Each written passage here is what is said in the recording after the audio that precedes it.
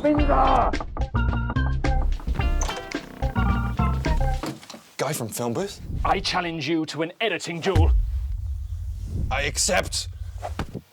Okay, Finn, this is how the fight's gonna work. I'm gonna make you a 60-second video about my cell phone, and then you're gonna make me a 60-second video about your cell phone. Where are you going? Guy from Film Booth has challenged me to an editing battle. Little does he know that I've been preparing for this moment my whole entire life, ever since I was a baby. Only editing.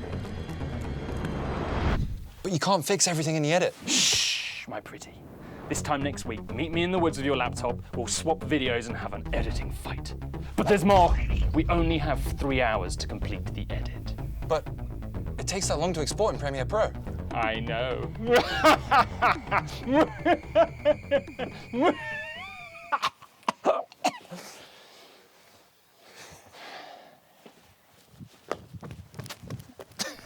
So it turns out that I have been challenged to my first ever editing battle by none other than Ed from Film Booth. The idea is simple. Create a video that sells your phone, make the footage as bad as possible, including all kinds of beginner mistakes to slow each other down in the edit. In 1 week from now, we will both edit each other's footage on our laptops for 3 hours and see who creates the best video from the footage they received, with only editing to save us. So who's gonna win? And whose reputation will remain untarnished? Now, I like Ed. He's a very handsome, very kind, caring, and loving friend. Yeah, just a friend. And even though I am deeply in love with him, I want him to really struggle with this video. He is using Final Cut Pro, which should be good for me, as I'm not sure how much fancy editing you can do with this. But you know what they say, it's not the kitchen, it's the cook. Or chef. Or whatever. The brief is incredibly simple. We just have to sell each other our phones. I'm just gonna keep it pretty basic. I'll set up a green screen and then take some B-roll to support the things that I'm saying. The pros of this for me is that I am making this whole thing a huge mess. I'm screwing even the most basic stuff up, such as audio. Oh no, my mic cut out and flipped upside down. Oh shit. This is the main hindrance I see Ed facing. If he fixes the audio, then he'll have the performance of a lifetime at his fingertips. Good luck and good night. And possibly the greatest video ever made, leaving me in the dust. If he can fix that, then he will have to face hurdle number 2, my shitty green screen. Look at this thing. I've made him 2 green screen clips, one of me in a better position, ever so slightly out of focus, and another one of me standing in front of it with my hair all over the place. Believe me, I know how tough this is to deal with. If Ed can figure this out too, then I'm screwed. Good luck.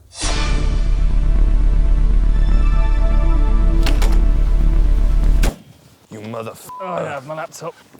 So let's have a look at some of the problems that Ed has given me with his footage. Okay, so I've just looked at Ed's footage, and the first thing I can see is that he's given me some really awkward presentation. Very monotonous. I'm thinking this is gonna be very hard for me to make it fun to watch. So thank you so much, Ed. It's okay. Ed also wore a green top whilst filming. He's wearing a green top. It's not great. So thank you again, Ed. Thank you so much. The B-roll. Ed, your B-roll, it's not great. Oh, that was me doing my best. I mean, I actually tried with that. but you know what, Ed? I think it's doable. Good. Better watch your back there, pal. Let us begin the clock.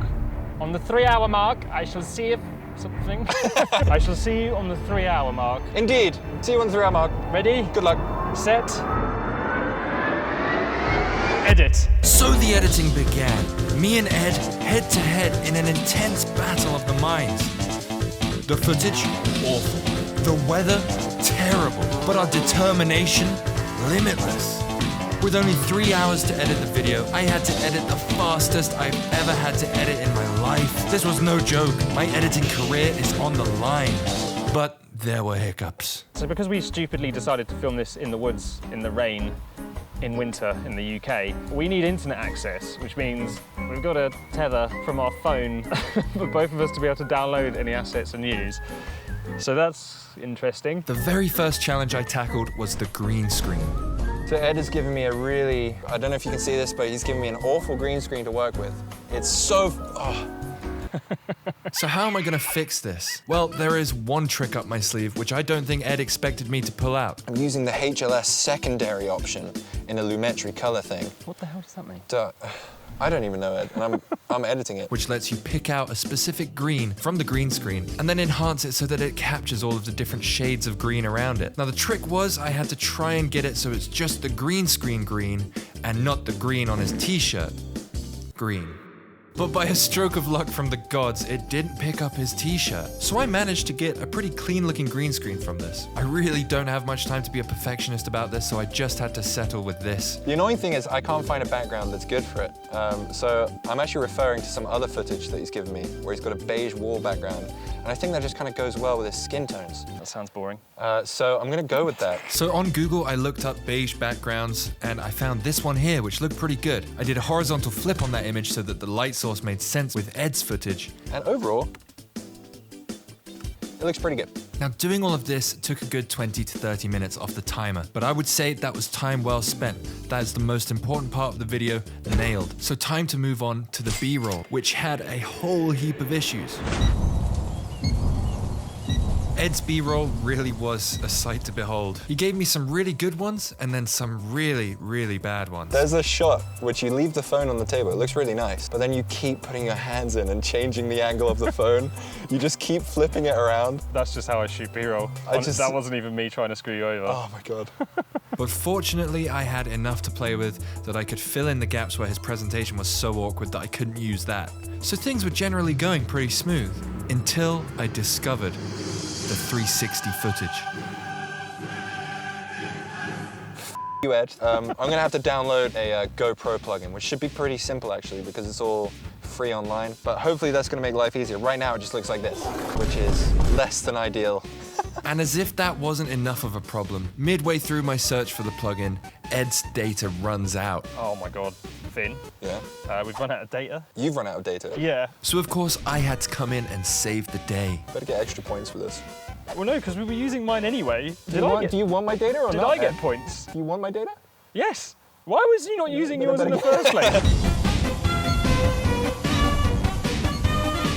How long have we got left? All right, we've got an hour.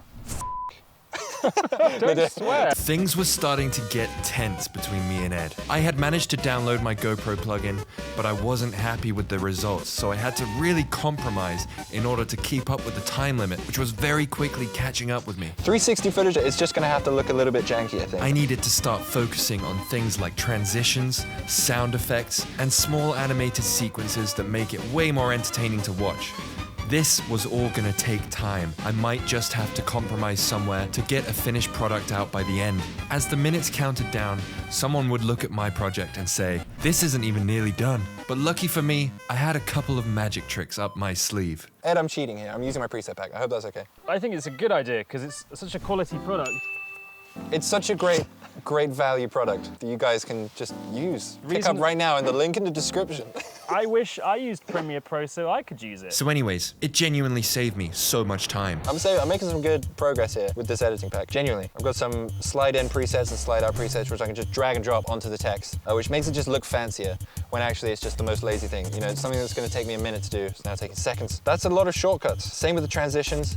I'm also alt and dragging everything. I am not being classy with this at all. Sound effects, I'm gonna have to do the same thing. I'm gonna have to alt and drag the same whoosh sound effect because I just don't have the time right now to do anything else. I really can't be picky here.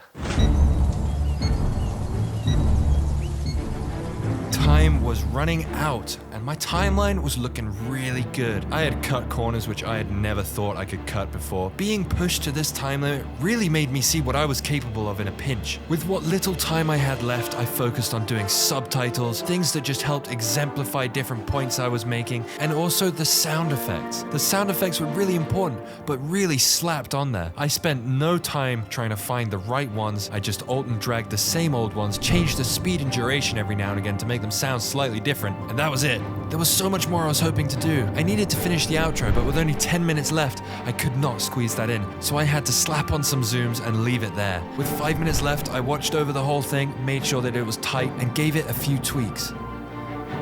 Stop! He's not stopping. I've stopped. I just had to Shut your save. laptop, I had though. to save. Did you finish? Finish is an interesting word to use, but yeah, something's here. All right, we're going for this.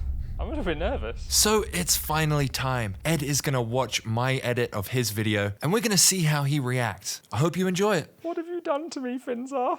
Ready? Does your mum always moan at you and say things like, Hey Johnny, I wish you'd send me more selfies. but geez, you don't want to, do you? Because everybody hates holding their arms in the air to take a selfie, especially this guy. Well, I've got some great news for you. You'll never have to raise your arms again with the newish Samsung Galaxy Flip Z Fold 2. Need a selfie? Just lay it down on the surface, fold the screen, and wow. Mums love it. You know when you try to jump across a puddle, but you fall in? Well, scientists have found that the reason you don't actually make the jump is because of the amount of space you have in your pocket. And that's why you need this folding foam, because it takes up less room and it keeps you dry. And you definitely don't want to fall in the puddle with this in your pocket, because it's not waterproof, so it makes you a better jumper too. Remember back in 2004 when you used to end your calls like this? Remember that feeling it gave you? Well, now you can bring that feeling back mid-conversation with your wife, just by shying it. So what do you say? I've already bought my mum one. Oh, she sent me a selfie. That's it. I really ran out of time with the outro, but thank you. Good. You did amazing with that. Like, I didn't even notice my awkwardness, considering how awkward I was, and like the transitions and stuff, timing to the music. That was way better than I thought. I'm worried now, because mine is odd. Well done, Finn. I'm going to give you a 9 out of 10. Not that we were scoring each other, but Thank you so much. I'm going to give you a 9 out of 10, because that... Thanks, man. Make sure you go and check out Ed's point of view in this video right here. It's really entertaining and really well made. I promise you, it's worth your time.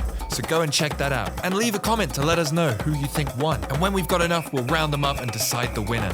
In the meantime, get the hell out of here. See you later.